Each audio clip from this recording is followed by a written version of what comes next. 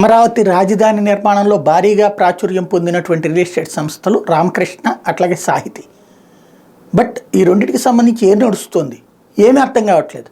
అతిపెద్ద భవనం కట్టినటువంటి వాళ్ళది ఏమైందో తెలియదు. అట్లాగే అనేక విల్లాలు కట్టించి అనేక మంది ప్రముఖులకి ఇస్తామని చెప్పినటువంటి వాళ్ళు ఏమైపోయారో తెలియదు.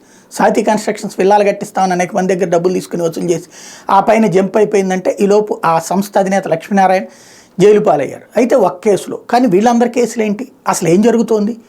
వీళ్ళ దగ్గర భూములు ఉన్నాయి, అగ్రిగోల్డ్ పరిస్థితి అవుతోందా అంటే వీళ్ళ దగ్గర ఉన్నటువంటి భూముల్ని రాజకీయ నేతలు దోచేసుకుని వీళ్ళని కాస్త జైలు పాలు చేశారు. అగ్రిగోల్డ్ దగ్గర ఆ రోజున యనమల రామకృష్ణుడు చెప్పినటువంటి మాట ఏంటి, ఆ ఆస్తులు వాళ్ళ దగ్గర ఉన్నటువంటి ఆస్తులు లెక్కేసుకుంటే కనుక వాళ్ళు కట్టాల్సిన అప్పులు పోని ఇంకా బోల్డ్ అంత మిగులుతుందని చెప్పారు. ఆ తర్వాత చూస్తే 5% కూడా రాదు, 10% కూడా రాదన్నారు. చివరికి ఏది రాకుండా మింగేయాల్సింది మింగేశారు.